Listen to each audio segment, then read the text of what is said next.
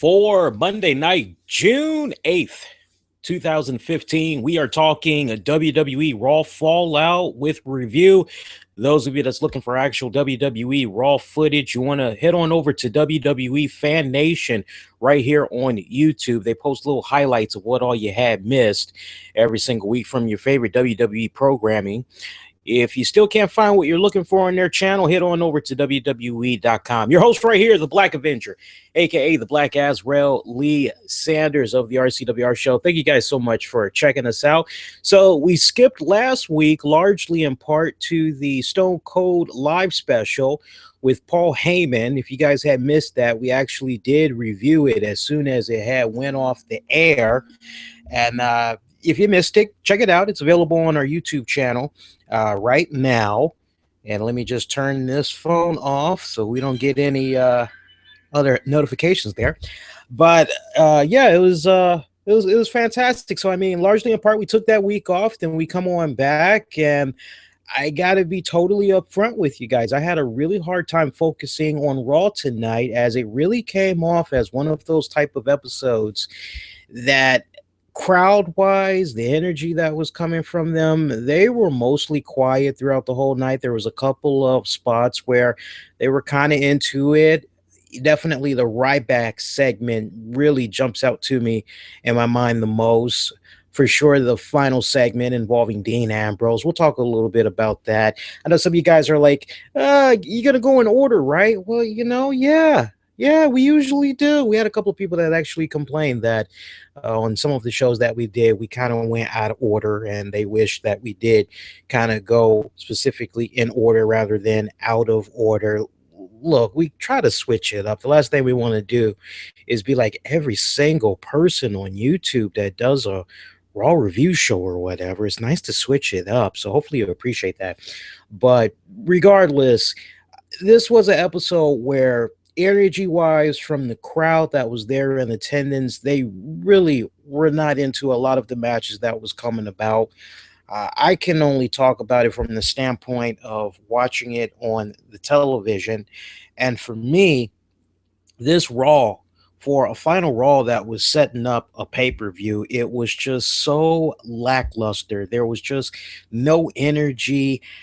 And I was looking for there to be a lot of pop. I was looking for there to be a lot of sizzle with tonight's episode, given the fact that last week you had Steve Austin and Paul Heyman talk so candid about how today's wrestlers have a hard time in engagement with the audience, to the point that there is that connection where they have the fans just wrapped around their finger, and they're just able to tag along with them on whatever journey that those characters are embarking on or whatnot. And I really didn't see any of that tonight with this episode of Raw. So forgive me in advance if this is going to be a very short show. I know most of you guys are used to us doing about an hour, and it's a fast hour at that. But way I'm feeling tonight with what we had, guy, we're just going to do quick results. I'll give you guys some quick programming notes on what all we have set up programming-wise this week going into the pay-per-view. So kick on back. Let's do this. As always, we appreciate you guys that interact with us. Post your comments down below. Before we even go any further, I have to give a shout out. I'm not going to mention any names, but this person will be able to figure out exactly who they are. Now, this person always kicks off their comments, and this was brought to my attention by a couple of our listeners. I'm not going to mention your names, as I did delete your comments, but I saw more than one person mention this.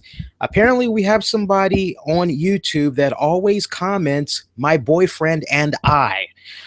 You may want to start switching it up a little bit and maybe start speaking for yourself, or, kind of just die down on the "my boyfriend and I." It's getting a couple of chuckles. Yeah, it's amazing how many people watch that. Yeah. We got people that look at the comments and they're like, hey, why is this person always saying? I just thought that was funny. I had to get that out in the open. All right, so tonight's Raw, decent how it kicked off. I love the somewhat semi good start that we had there with John Cena, Kevin Owens. We basically saw John Cena come out talking about how this Sunday he is going to do everything in his power to get the W over Kevin Owens.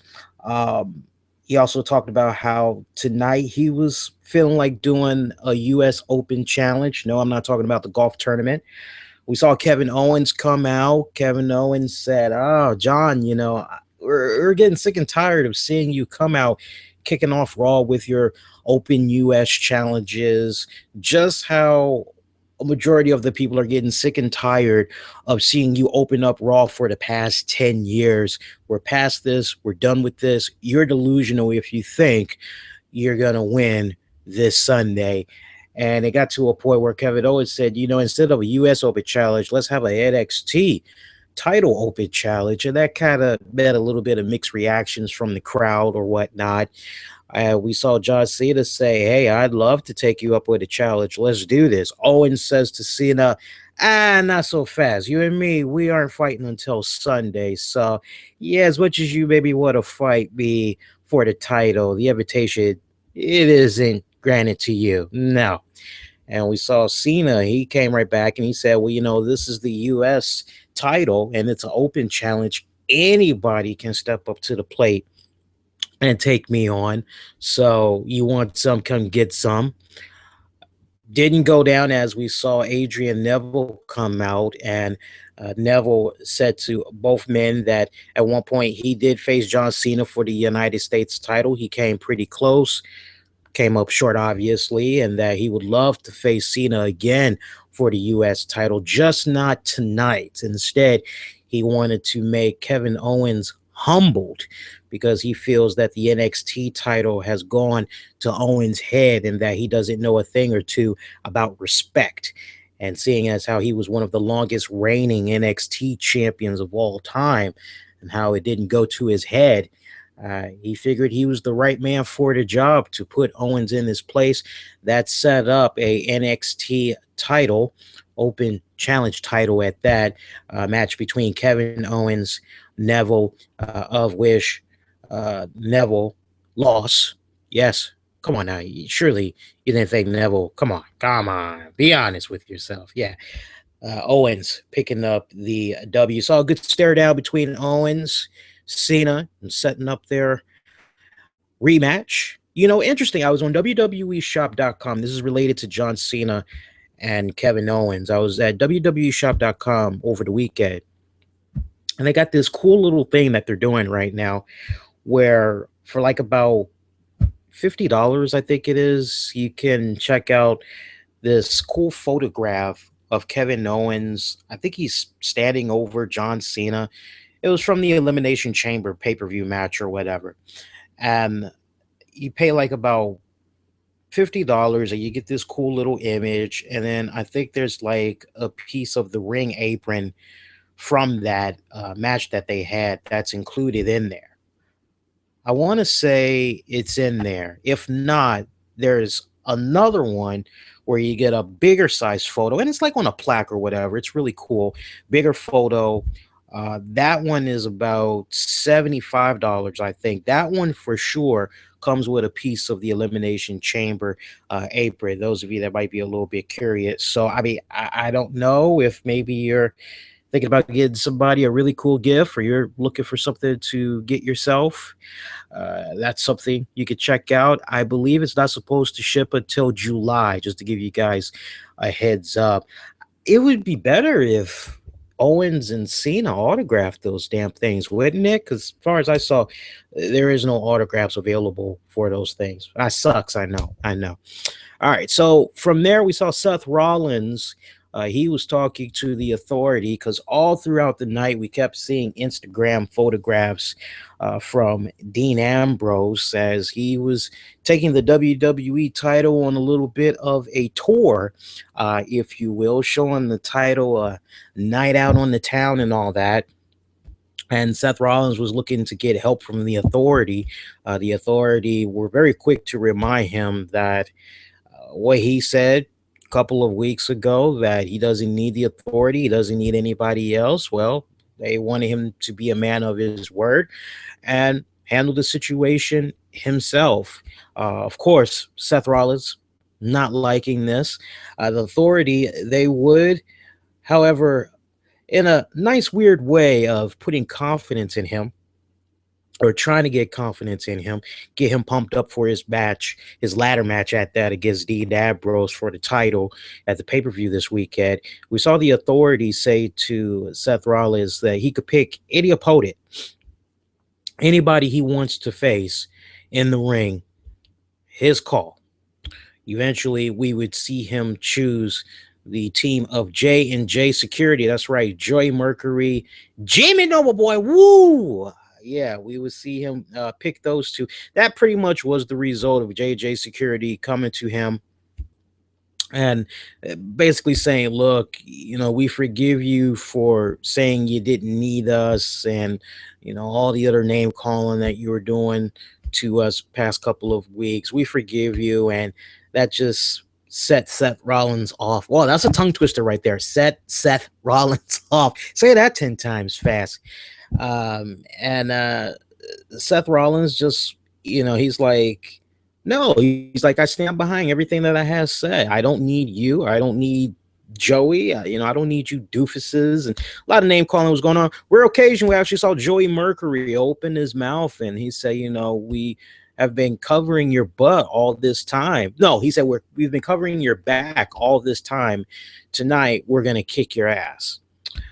Later on, Seth Rollins would bump into Kane, and Kane did a little bit of a switching of the teams, if you will, saying to Seth Rollins that he's going to be joining the team of J&J Security, helping them out in their handicap match against Rollins later on in the main event match. Let's go right to that main event match. I know I'm kind of jumping around just a little bit, but I just want to go ahead and get the main event out the way right now. It's all about transition, guys. Smooth transitions. Decent main event match. Roman Reigns had a front row seat. This was a result of him defeating Kofi Kingston. So he stuck around for the main event as Dean Ambrose popped up. All throughout the night, we kept seeing the Instagram photos, but Dean Ambrose in the flesh did not show up until the final segment, where he pulled a NWO, if you will, the Outsiders. He comes in with his ticket and all that. He's eating his popcorn, chilling, watching the festivities go down between J&J Security taking on Seth Rollins.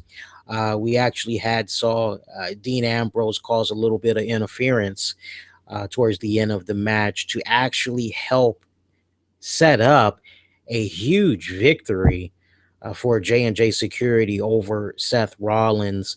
That was followed by Dean Ambrose jumping Seth from behind, doing dirty deeds to end Raw on a strong note if you're a Dean Ambrose fan. But if you're a Seth Rollins fan, you can't help but kind of say to yourself, wow, so like what exactly is going on with Seth Rollins? Because on top of him being this loud, obnoxious, whiny, crying baby of a champion, now you have him lose to two guys he should have been able to beat. Surely this means that he's going to be up on the rebound with the pay-per-view this Sunday, right? Surely it means he's going to be walking out with his championship belt. I mean, you would think, given the fact that the way the show ended tonight, it ended with him not looking strong, not building upon any type of momentum to go into this match against Dean Ambrose. I just did not quite understand the booking with regards to this one. I mean, I kind of do. I kind of see where they're trying to go, but at the same time, it just really comes off as if they're continuing to put those nails in the coffin on the Seth Rollins experiment, if you will. If you've been checking us out the past couple of weeks, I've been expressing my concerns, not only here on YouTube, but I've been expressing my concerns on the podcast about my feelings towards the booking, if you will, of Seth Rollins. It's interesting right there. Let's continue on. Nikki Bella, she's pulling a boyfriend move there. She sees her boyfriend John Cena is doing the whole open challenge thing. She wants to be Lady Liberty and wants to provide and give opportunity to those who deserve the opportunity. She too is doing her Divas open challenge, if you will. Her opponent was the Chocobo, Summer Rae. You don't get Chocobo, look up Final Fantasy. That'll probably jog your memory. We were calling her Chocobo for a good minute there too, from what I remember. Summer Rae's a really good wrestler too, man. It's just unfortunate that like on the main roster, and you know, this is a trend that I've been noticing, just to get sidetracked just a little bit. It's a trend I've been noticing in other wrestling promotions as well. I think a really good example of what I'm talking about, like, you look at TNA Wrestling, for example, and they got the Dow House stable that's going on right there.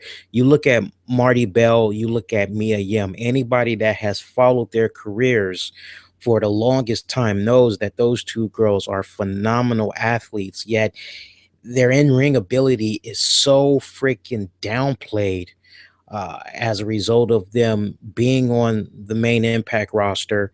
And on top of that, there being a supporting cast, if you will, to Taryn Terrell. Taryn is shining beautifully in that stable, by the way. But Marty Bell, Mia Yim is just so, it's a little bit below mediocre as far as the execution. And that's not entirely their fault.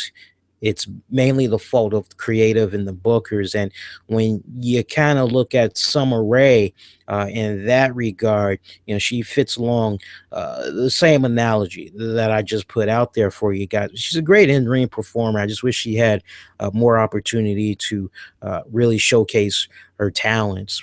Nikki Bella defeating Summer Rae, title was on the line.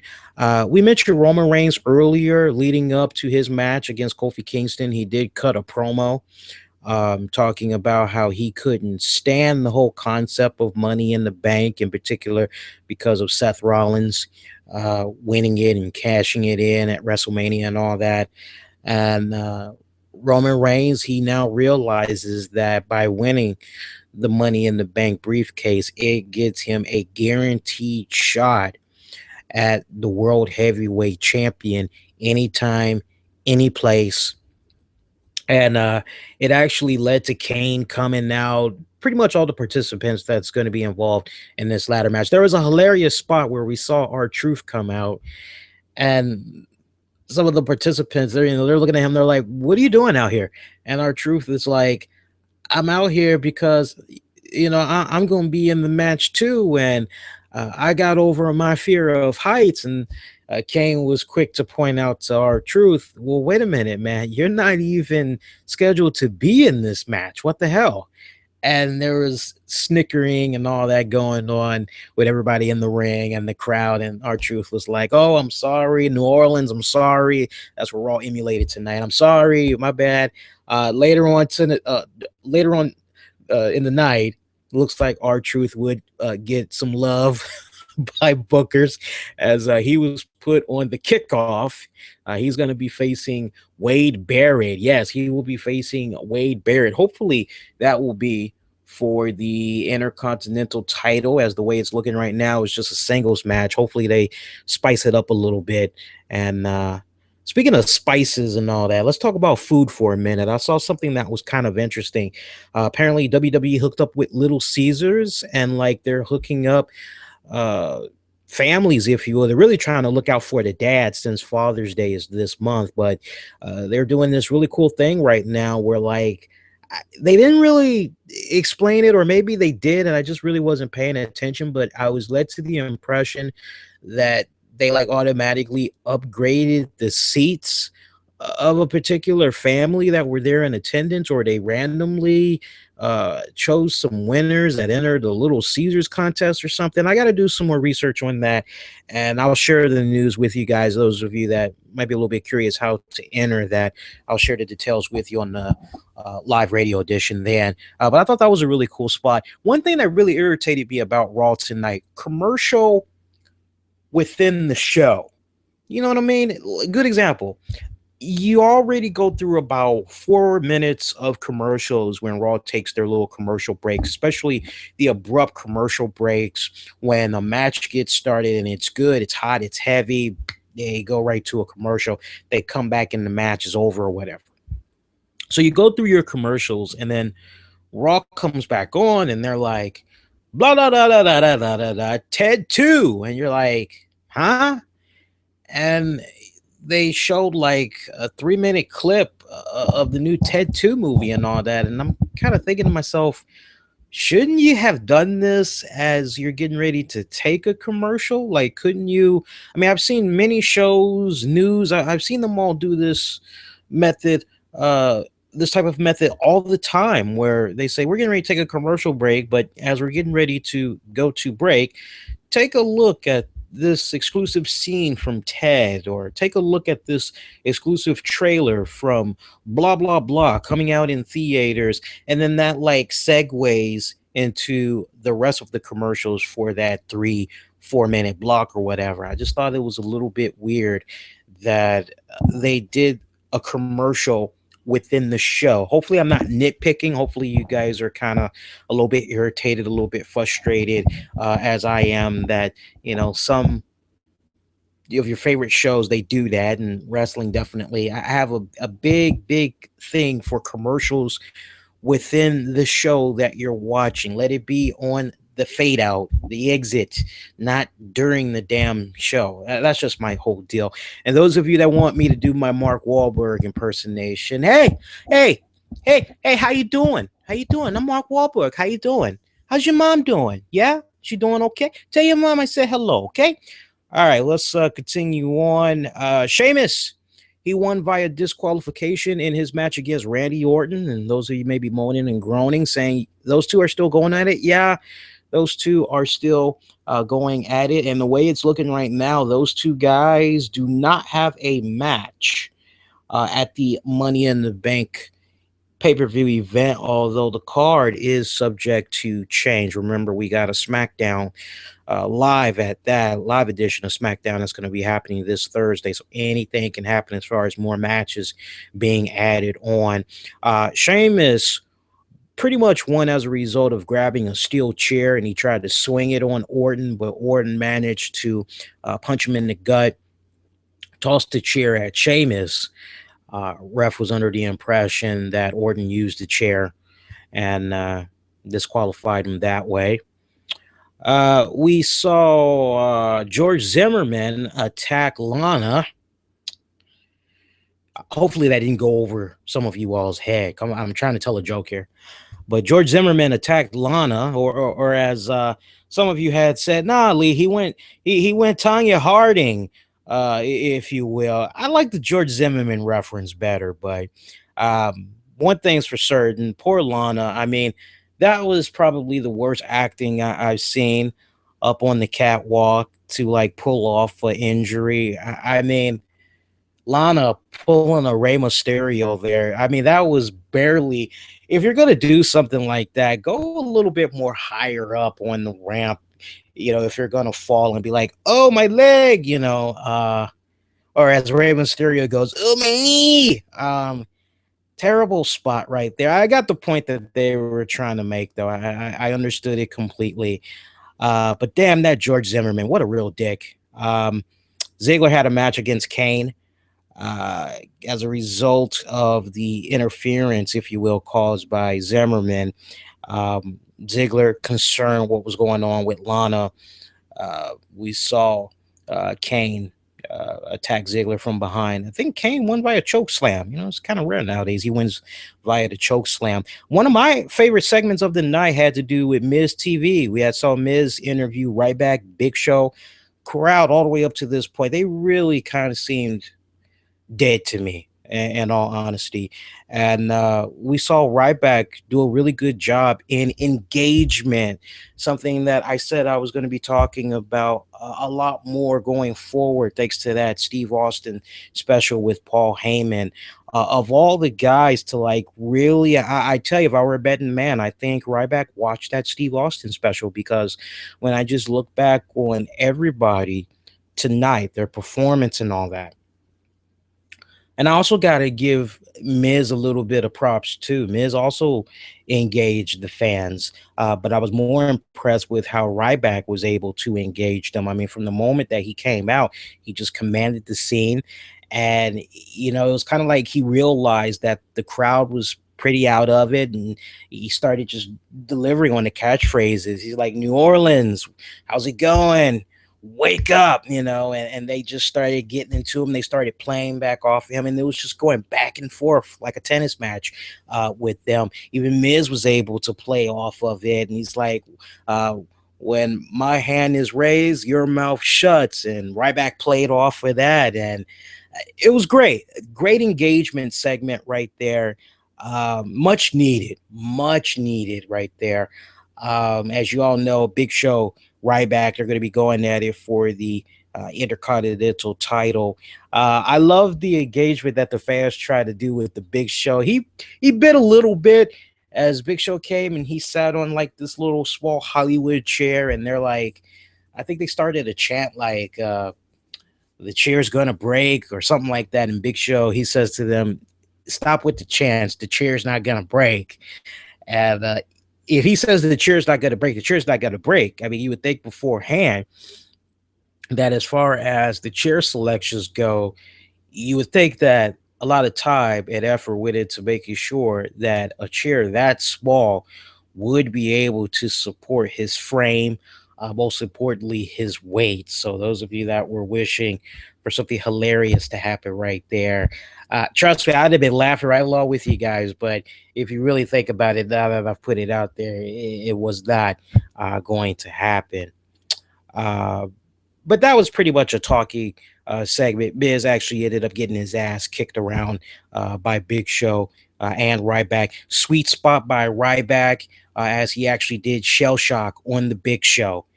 Like, he struggled a little bit, but sweet spot right there. I would have preferred it if they did not do that move. Like, I would have preferred it if they would have saved that.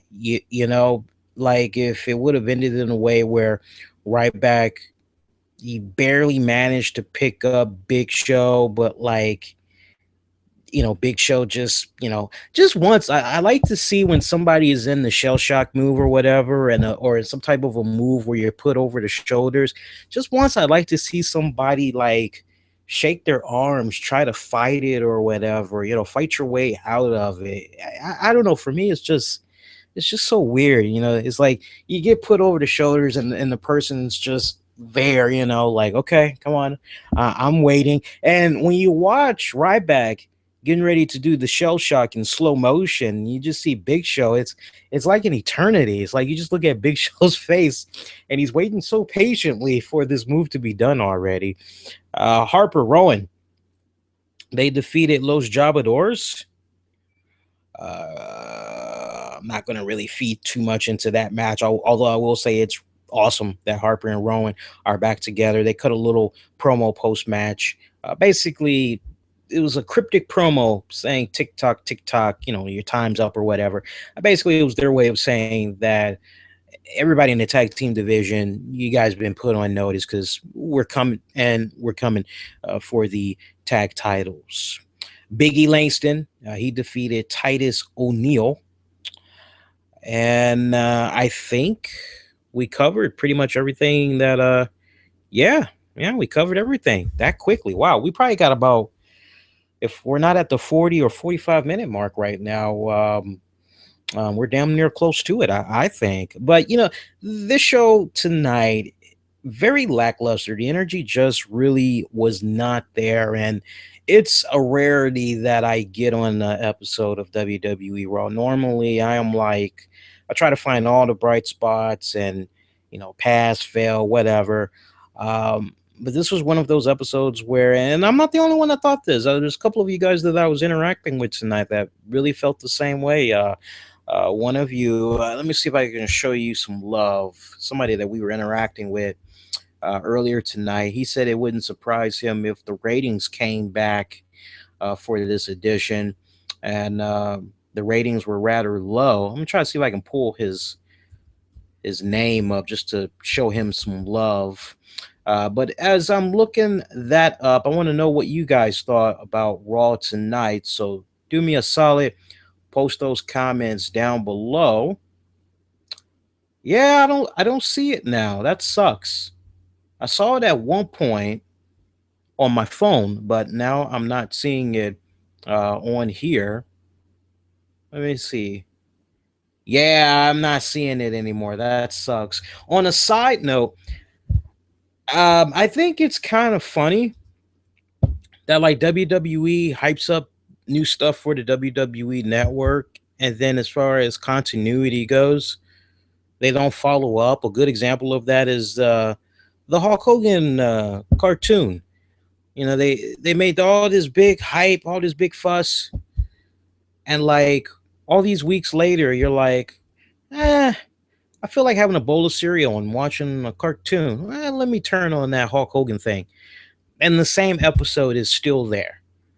I hope that they look into that. I don't know who's in charge of uh, making sure that there's updates for new content and all that, updating the archives and all that, but they really got to step it up. I just think that's such a big freaking tease, especially to somebody that's trying to relive their childhood, you know?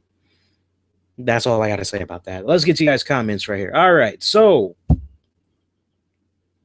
wrestling fan, what's up, man? I thought tonight's Raw was so. The Dean Ambrose stuff is what made this show entertaining. Ryback and Big Show feud is stupid. They're basically feuding because they're both big. The new is awesome. Lana is hot, and I'm tired of Ziggler. And oh, I like the way the monkeys booked Rusev to get heat by him pushing Lana. The first match was good between Neville and Owens. Yeah, as far as the matches go, like quality wise tonight, I really got to give it up to Owens and Neville. Um, I'll give a honorable mention to Nikki and Summer Rae. You know, got to show the girls some love. But that's it. Oh, you know, before I forget, mad shout out. I gotta make sure I tweet him, and I don't know. We'll try to see if maybe we could do something with him. But I gotta give a shout out to Adam O'Reiner. He is a former RCWR show guest. He made the top 40 for Tough Enough, the top 40 finalists, and I believe WWE, they're now trying to trim that. They're trying to get it down to, I think, 13 or 15, whatever the magic number is. I know it's in the teens, and voting is going to be happening very shortly, I believe this week. And if you guys are not familiar with Adam O'Reiner, I promise you, if you go out of your way to check out the interview that we did with him, you'll enjoy it. You'll come away learning a lot more about him. Great guy. He's got a great freaking look. I mean, his physique and the in-ring ability. I mean, he reminds me, if I were to compare him just where he's at right now. Now, he may have improved last I checked up on him. But from what I recall last, think early 2000s Brock Lesnar meets OVW Dave Batista meets Brian Cage. Just all three of those guys like wrapped up in the one, and you just get Brian Cage, and you get Adam O'Reiner.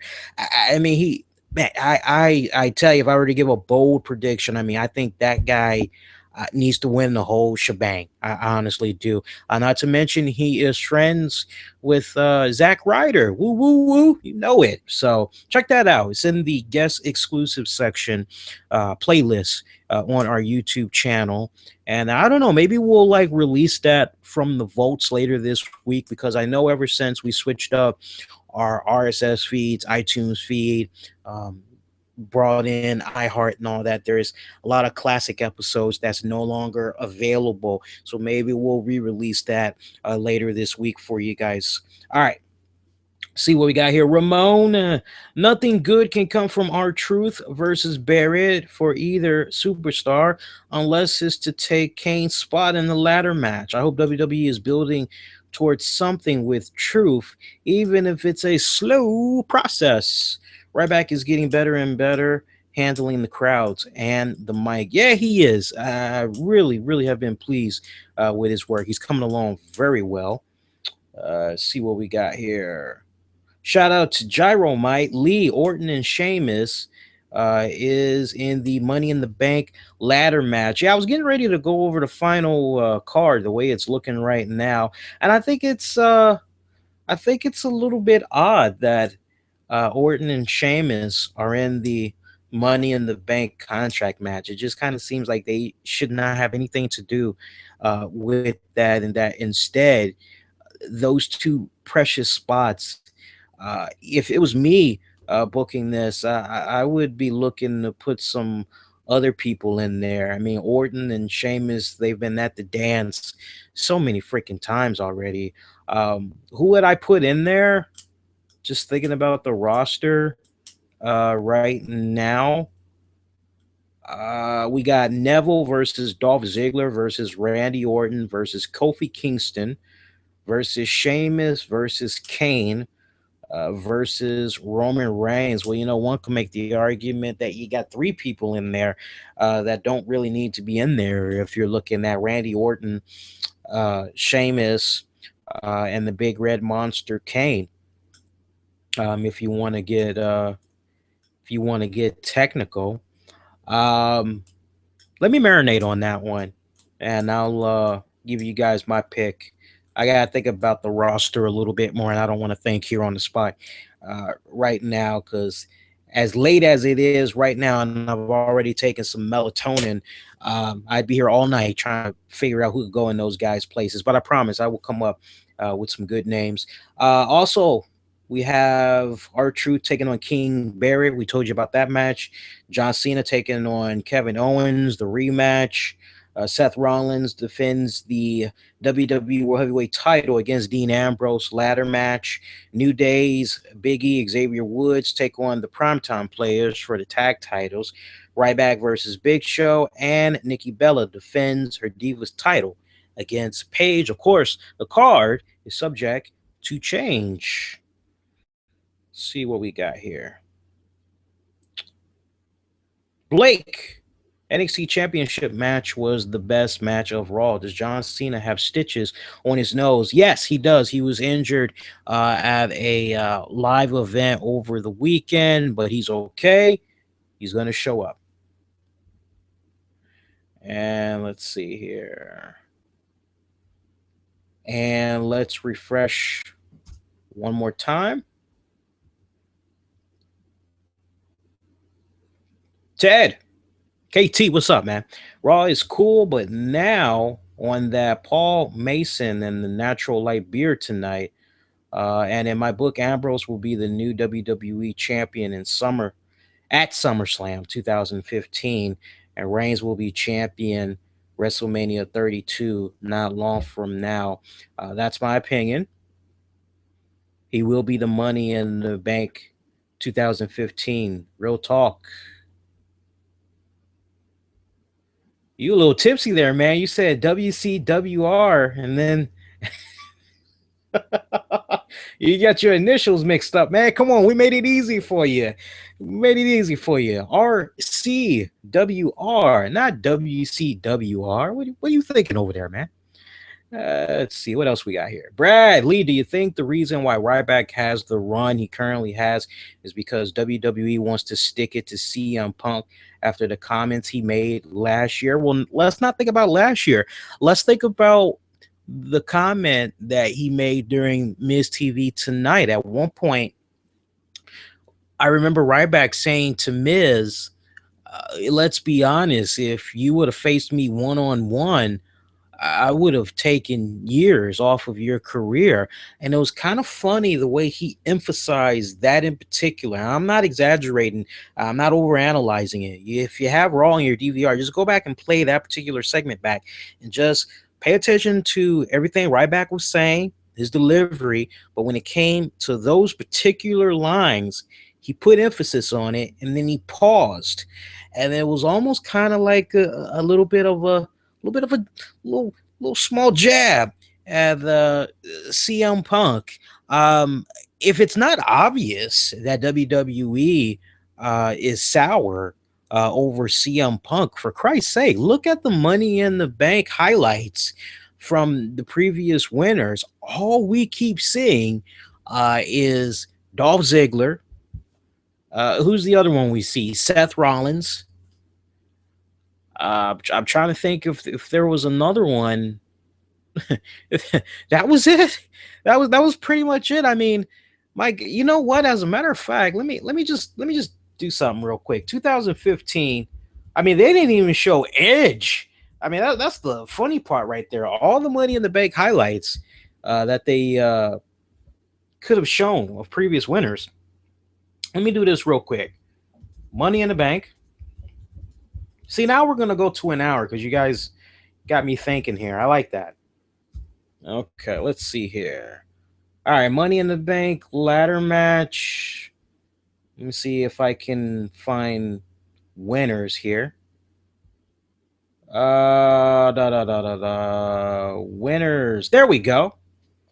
Okay, so far, like, we've had Edge, Rob Van Dam, CM Punk twice, Jack Swagger, The Miz, Alberto Del Rio, Daniel Bryan, John Cena, Dolph Ziggler, Randy Orton, Damian Sandow, although he lost his cash-in match and became the first man to lose against John Cena with an attitude adjustment after Sandow attacked Cena. And then y'all know about Seth Rollins. So let me see if I got this straight. Past couple of weeks, all we've been getting, and if I'm wrong, somebody correct me, but from my memory, what I can recall as far as winners go and hyping up this Money in the Bank event, this particular match, where it's like almost a guarantee that you'll become a champion, all we keep seeing is Seth Rollins, Dolph Ziggler. I can understand it if you don't want to show love to CM Punk, but I mean, goddamn, to try to act as if he's Chris Benoit. I mean, come on, man. What about John Cena? Well, you know, wait a minute. One can make the argument that John Cena lost. Okay, so we can't really go with John Cena. Okay, I can understand it. Alberto Del Rio. Well, you know, he was crying racism and all this other stuff. Okay, so I can understand. Well, what about Daniel Bryan? Daniel Bryan is a good one. Come on, let's go back to December 18th, 2011, when he cashed it in. He defeated the Big Show after an attack by Mark Henry to win the championship. That was a pretty successful cash in. They could have showed The Miz. They could have showed Kane. Definitely, they should have shown Edge. I mean, if you're going to hype up Money in the Bank, do the damn thing right. That's all I got to say. All right, so let's take to Twitter. I see a couple of things coming in. Is the Dean Ambrose experiment bad for TV ratings and good for hardcore wrestling fans? Good question. Let's come back on that. I'll talk about that in depth Tuesday night. That's right, Tuesday night, we have an all-new The RCWR Show, 10 p.m. Eastern on Spreaker.com. Make sure for that, we're going to go a little bit all over the place, including a preview of the Money in the Bank pay-per-view event coming up this Sunday. We're going to go over match predictions. We'll also cover the very latest and headlines and beyond. You know how we do it over there. It's a lot more fun, very laid back, in your face. So make sure you check that out. 10 p.m. Eastern on Spreaker.com. And of course, for all the very latest wrestling news and beyond, Be Kind, Rewind. We got episodes for you to check out on the downloads for your listening pleasure. If you're new, Love to have you subscribe to us. I see we're close to 11,000 subscribers here on YouTube. So represent, hit that subscribe button if you haven't already, so you never miss out on all the great content we do for you here on a weekly basis. So other than the new Tuesday night podcast, will also be coming on this Sunday with a simulcast as soon as Money in the Bank goes off the air. We'll be live here on YouTube and also on Spreaker. I believe I'm going to get a little bit of help from the little lady with the phone lines. So we're going to try to make sure that it's able to run a lot smoother this go round. And we have some other cool little features we'll be rolling out around that time as well. Follow us on our social media. We're now on Vine. Yes, we're now on Vine. So make sure you follow us on Vine. I will be using it rarely, but I'll be doing some really cool exclusive little stuff. Trying to figure out ways I can really utilize that. So hit us up on Vine as well. Follow us. The link you need, as well as everything else, is in the episode description. Give this a thumbs up. Show your love and appreciation for us YouTube video creators. That's going to do it. Good night. Good morning. May the good news be yours. Everybody, take care.